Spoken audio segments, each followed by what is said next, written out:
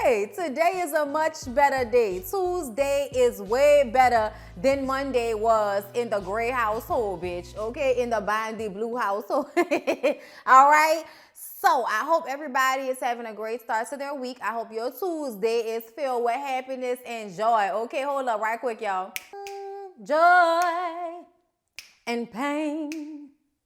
I like sunshine and rain. Come on. I say joy and pain. Knock it out, y'all. I like sunshine and rain. Started off where it left off last episode with Tommy and Tiara. We haven't seen Tiara in a long time. The last time I saw Tiara on the blogs, she was supposedly married and pregnant with a baby for her husband. So I don't know what is going on right now, but she's sitting down with Tommy because she wants to check and see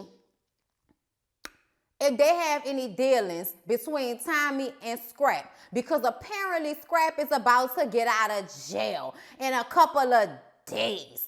And Tommy doesn't know it, and she's like, I would have thought, the homeboy would hit me up and be like, I'm getting out or whatever. But, I guess it's not like that. And it's like, especially not since you and his mama been going back and forth on social media over the past year. What you mean? Y'all cursing each other out? Don't act like it was just KK. KK's hour-long video was in response to yours, if I'm remembering correctly. A lot of y'all be here to correct me. Go ahead and put it down in the comments below, bitch, okay? If y'all knew how much I had to file and remember, okay, from all of these different shows, from all of these different celebrities, and just in my everyday life, y'all will understand how sometimes we can't remember all this shit. Okay, I couldn't even remember the girl's name before we got into the beginning of this episode, okay? I didn't know, I didn't remember. It's been too long, I ain't got time, okay? But anyway, Tiara feels as if even though they had words and they both said things that they shouldn't have said to one another, it shouldn't be beef amongst the women, okay? So she's just coming to feel Tommy out, to find out if Tommy and Scrap have had any dealings, or if they do get back together, will you try to fuck him? Okay, let me know. Let me know now. And Tommy is like, nah, man, that's all you. You know what I'm saying? That's you. You know what I'm saying? But Tommy did want to know if when Tommy and Scrap had their dealings, was he over there playing house with Tiara? And she was like, well, he always wanted a family, especially because of how he didn't get to have a good childhood growing up with KK. I don't think that has anything to do with anything. That does not mean that he won't cheat on Tiara. That does not mean he won't sleep with Tommy again. Him wanting to have a family and be a family man and actually being one or two totally different things, my nigga, okay? Family men don't go around surfing up their penis to everybody and let their wife find out about it every other week. Or don't have a wife at all and just be out here with various serious relationships with bitches and then children out of those relationships, and you think you building a family. No, that is not what you are doing, okay? You are creating a harem of BMs, baby mamas, bitches I had babies with. Ever since Kirk came to Rashida and told her about the workout video that he wants her to do, she's decided to get herself a trainer, an old built-ass trainer named Donnell, okay? Now, let me tell you something. I see this, okay? This all look like some Made for Love and Hip Hop Atlanta TV drama right here.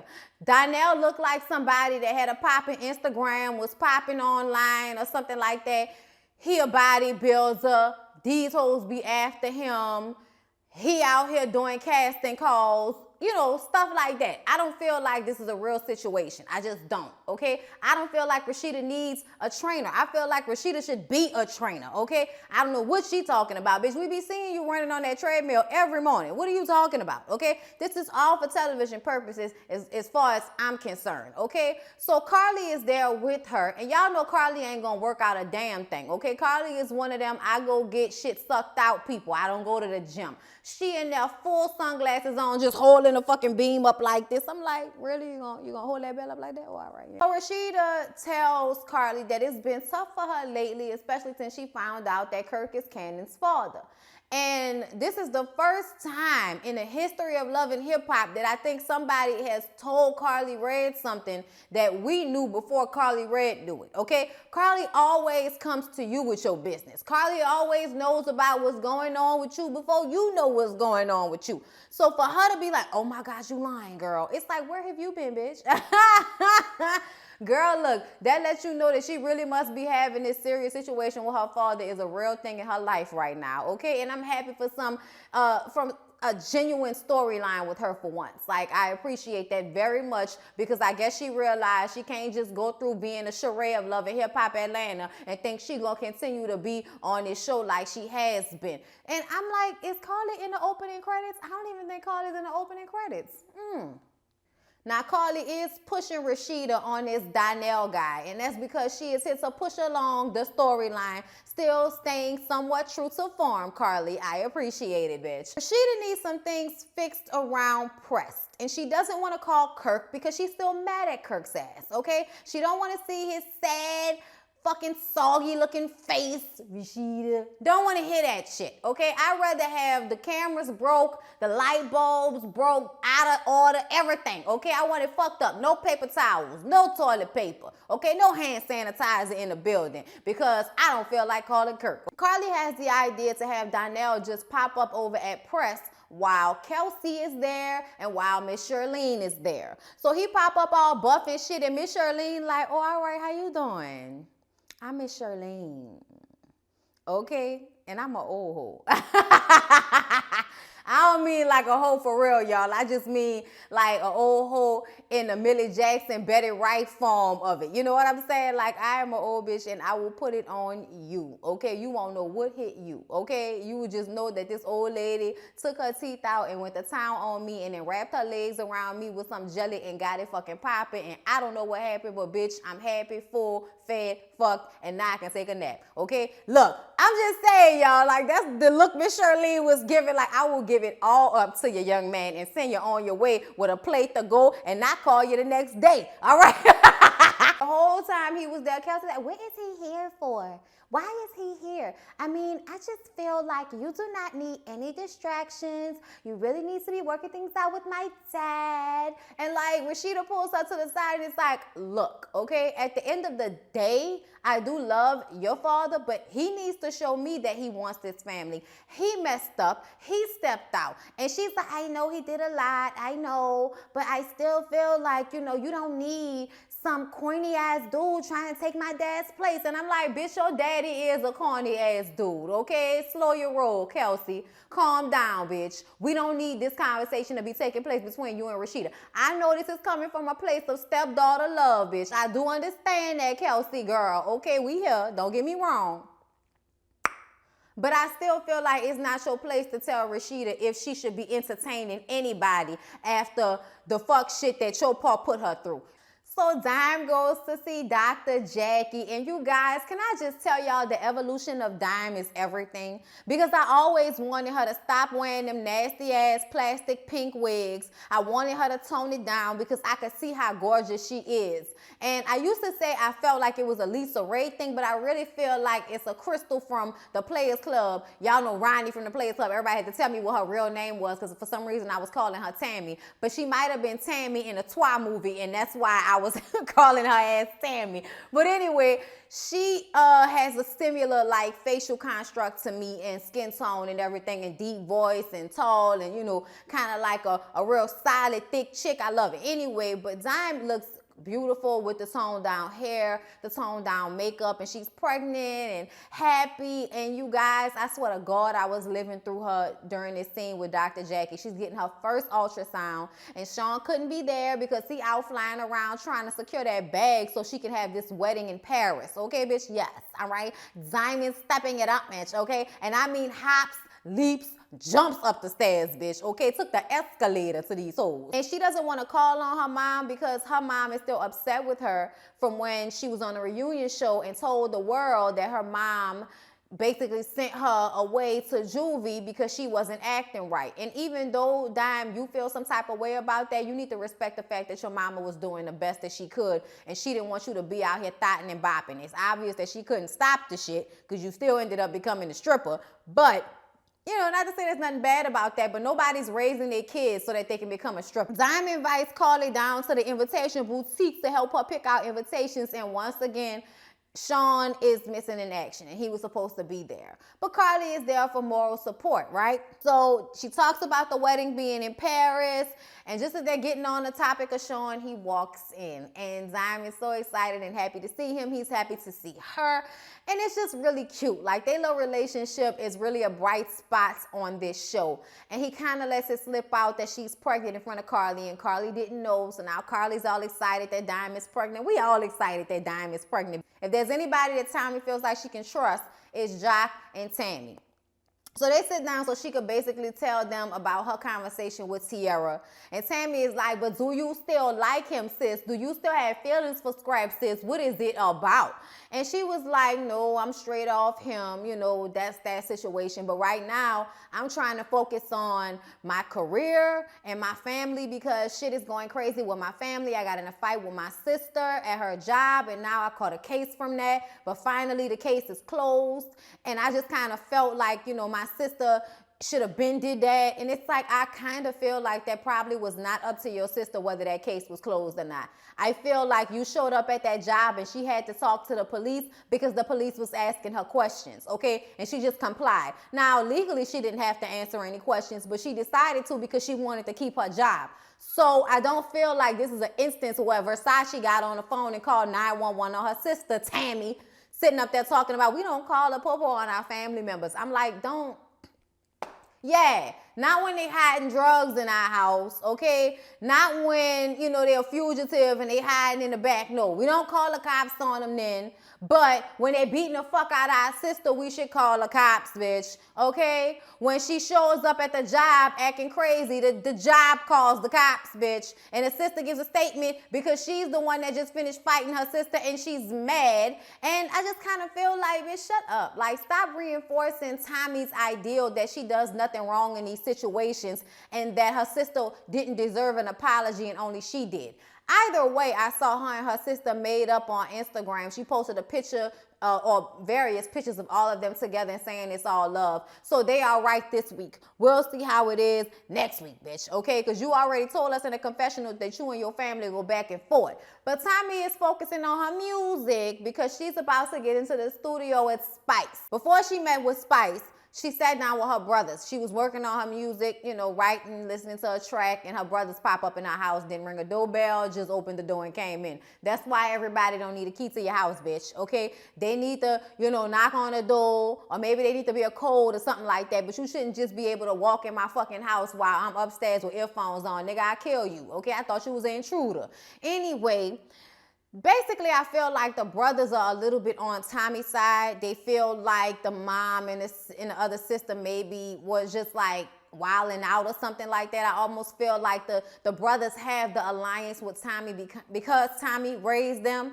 And I feel like Versace still wants to be close to her mom, so she's not going to let Tommy take that place in her life as this person who raised me because she still wants her mom to be that person. I think it's very kind of obvious about how this situation played out. Brothers are just like, yeah, mom kind of went too far. I told her she should have, had that conversation with you first. But you got to focus on you. You got to focus on your music so you can keep taking care of us out this motherfucker. All right? Not saying that that's what's going on, but it's obvious that she takes care of and helps everybody when they need it. So she still got to be here to do all of that. So, in the studio with Spice, that's what we here to do that. And Spice is a real one, bro. When Spice was in that studio, I could hear it. I was like, yeah, that bitch know exactly what she doing. She worked for this shit, okay? Like, Spice really gave it to me in the studio. When she comes out, they have this conversation about family.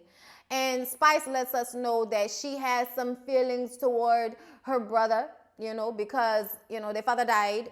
And she felt as if her brother was supposed to, I'm not going to do it because I'm going to fuck it up. Y'all told me I was fucking it up, and I'm still having a hard time with Spice's accent in vocals. Even though I can do a Jamaican accent good, I don't know what the issue is. Anyway, I'm not going to do it today. Spice says that she's always kind of held resentment against her brother because he was the oldest one, and he didn't take lead when their father died, and she just felt like he should have.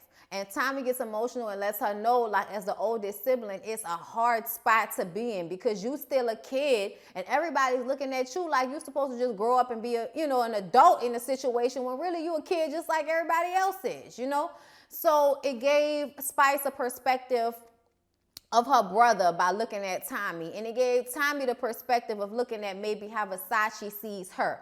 And I just thought it was a really cool moment. We didn't hear Tommy do anything in a booth, but I'm still hopeful for Tommy because I have heard like a track that she did something and it sounded good. It sounded better than a lot of these reality stars that decide they want to be rappers all of a fucking sudden. Okay, so Tommy, we are rooting for you, bitch. Okay, even though you're alcoholic and that's kind of obvious. Spice said that until that alcoholism interferes with the music, she don't have a problem, and I'm here with that. I don't judge. Okay, I'm not here to judge. Okay, so look. Stevie invites his kids, his two oldest sons and his daughter. We was missing a daughter and somebody else. So it was only 3 of his kids there. Mimi and Ty come later, and Jock and Kirk are there. So they all kind of sitting there talking in this booth. I don't understand why nobody could actually sit on the actual seats. Okay, I don't know why. This was some real teenage shit that was going on, but whatever. All right. The kids go walk off because they want to know what is going on with Kirk and Rashida. And he like, man, I'm trying. I really want to be with I love her. She's not taking it too easy. She's not taking it that great about me being the father of the baby. But I love Rashida, man. And Stevie like, well, you need to tell her that, man. You got to tell her that every time you see her. I do. She don't want to hear that. They don't never want to hear that, bro. It don't matter. Stevie, that's why I love Stevie. I clicked in on what Stevie does. Stevie said it does not matter if she tells you she don't want to hear it or if she's not trying to hear it. Say it anyway because she always wants to hear it. And I'm like, nigga, you got the game down pat. I can't stand your ass. Because he was right. He was absolutely right. No matter what, you always want to hear you. Even if you mad, I don't care. You better keep telling me. Even if I'm hitting you, nigga, you better keep coming and trying to hug me. Look, that's my relationship. Don't worry about me. Don't hit your old man, okay? Because everybody gets all upset. Domestic violence, So, not me. Don't worry about me. But Kirk lets everybody know that he is not going to be talking to any other women ever again. If it's not my wife or my daughter, I'm not talking to you. And I'm like, about time, nigga. How long did it take you to learn this lesson? Jesus Christ. Okay, a few seasons of this fuck shit with you, Kirk. Okay, from the hot tub bullshit to not a baby bullshit. It took you a while to come to this conclusion that you needed to just be for your wife and your children, sir. Then Mimi and Ty come in, and Stevie asked Mimi and Ty, like, y'all look cute together. Are we going to be seeing marriage happening for y'all? And they both say separately that they do want to get married one day. One day. But we don't know if this is actually going to happen between them two, even though they've been together for a while now. And I hope they do because I think Ty is a pretty girl. I think Mimi is a beautiful woman. I think that their relationship seems to work, and I hope it does work out. And I also hope this show doesn't ruin it. But Mimi says that Stevie called me and invited me down here for this big surprise, and I am eagerly anticipating whatever the news is. Is he getting married? Are there more children? I don't know, okay? And I'm so glad that I was able to bring Ty with me and that we put away that petty argument that we had in front of Melissa. So Stevie lets them know that he might be going to jail for 4 months for child support, okay? It is the daughter's mama that keeps going after his pockets because she thinks that he's still making the same amount of money that he was making in 1998, and the nigga not, all right? It's not the same. And they keep trying to catch him for this same back child support that he can't afford to pay anymore. Plus, he has 6 children now. So it's not even like it was back in the day when it was just those kids and a whole bunch of money. And, it has to get rectified. But right now, he does not know what the outcome will be. He's going to meet with his lawyers later. And he wants Mimi to take control of his business dealings with Danger Zone. That includes putting together a showcase for Estelita, Erica Mena, and just Brittany. And we know that this is not going to go down. Okay, if it goes down, I will be very surprised. First of all, just Brittany and Keely come. And when they get the news, just Brittany is like, well, I'm glad I didn't sign my contract. I don't want to be signed to a nigga going to jail. Like, what the fuck, okay? And Stevie seems to feel like the song that they did together will not be released if she does not sign to Danger Zone. And that's about to be a problem, okay? And then she says, well, maybe you should talk to Keely because Keely works in the music industry too. And Stevie isn't familiar with her, but he's like, okay, well, maybe you and Mimi can work together and make this happen. You know, I don't have a problem with that. And she's like, look, if I get put on a song, in a confessional, mind you, she says that if I get put on this showcase, I'm probably going to make it so that Just Brittany is the headliner, and the song that Stevie is trying to take away from her is the song that she sings, okay? So Keely is playing it back this episode, which I'm surprised about because the bitch really turned me off last episode, but we'll see that again next episode when Sierra comes back. So Mimi brings Estelita, Erica, Just Brittany, and Keely together so that they could talk about this whole showcase in Danger Zone Latina and all of this bullshit, okay? Now, I have never seen Stevie J successfully put out any artists on Danger Zone, so that's why I think this is all bullshit, and I kind of don't really care. But because we're reviewing this, we're going to talk about it anyway. So Mimi talks to Estelita and Erica first and lets them know what's going on. When Keely and Just Brittany get there, she's like, okay, I brought you guys together because we need to talk about this showcase that Stevie wants me to help you guys do. He wants me to manage all you guys' dealings, okay? And that includes the showcase that he wants all of you to perform at, all right? And then we start to get into how if it's all about women's empowerment, Erica is all here for it. And Erica starts to go into how, you know, she and Estelita and Just Brittany did not have a cordial encounter the last time they saw each other. And I think Erica was trying to explain that they entered that room because they were about to handle some shit with Stevie. And they were not expecting her to be there, but their guard was still up. This is all some messy shit that Stevie likes to put together, and Just Brittany isn't even picking up on it, because if she did pick up on it, she wouldn't have had anything to say at that meeting. But he would ask her, oh, so wasn't it hard for you, Just Brittany? And she was like, yeah, and I didn't have to sleep my way to the top, which was a dig at them. So I feel like Just Brittany started that shit. Also, that wig is so terrible, you guys. It is so terrible. Estelita wants y'all to know that she wasn't trying to get into it with anybody. She was talking to Stevie, and then Erica and Just Brittany started arguing, and she's like, what the fuck? You know what I'm saying? She doesn't know what's going on.